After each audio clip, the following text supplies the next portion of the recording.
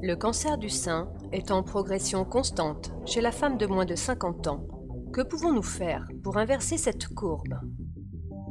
Avec le quasi-abandon de l'allaitement et le contrôle des naissances, les règles des femmes du XXIe siècle, aussi naturelles soient-elles, sont devenues nocives pour leur santé et sont à l'origine entre autres de la majeure partie des cancers du sein.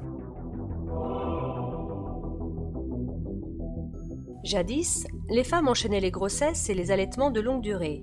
Elles n'avaient pas à porter le fardeau des règles, car l'allaitement bloquait leur cycle. Elles n'avaient pas non plus de cancer du sein, puisque l'allaitement, par son action régulatrice du nombre de cycles, les mettait à l'abri de leurs propres hormones, à l'origine de la vie, mais aussi du cancer.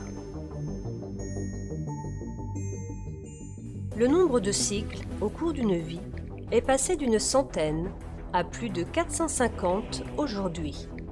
Quant au cancer du sein, en France, son incidence a explosé avec plus de 50 000 cas par an.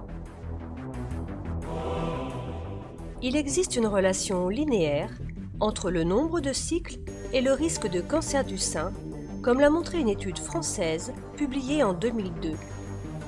Les hormones sont en effet le carburant des cellules destinées à la procréation, mais aussi des cellules cancéreuses. Alors que jadis les hormones n'irriguaient le corps des femmes que de temps à autre, le temps d'être enceinte, elles ne cessent aujourd'hui de l'inonder d'une façon quasi continue. Que les hormones soient naturelles comme dans un cycle normal ou artificielles, comme dans une pilule associée à un œstrogène, ne change rien. On ne peut demander aux femmes de renoncer à leurs acquis et de redevenir esclaves de la maternité et de l'allaitement. Mais nous savons faire cesser les cycles menstruels d'une façon réversible, comme le fait l'allaitement, grâce à une pilule non associée à un œstrogène.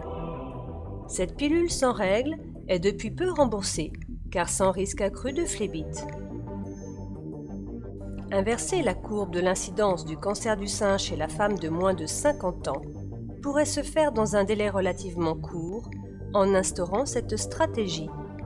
Une étude également française, publiée en 1994, a montré que le risque de cancer du sein diminuait de plus de 40% au bout de 3 ans d'une prise d'un produit équivalent à cette pilule. Chez la femme plus âgée, l'inversion de cette courbe s'est faite rapidement à la suite des alertes vis-à-vis des traitements hormonaux de ménopause. La prévention primaire est la meilleure solution. En prenant les bonnes décisions dès maintenant, en prescrivant massivement cette pilule sans œstrogène et de façon continue, il est possible de stopper la progression du cancer du sein et de protéger les femmes de ce risque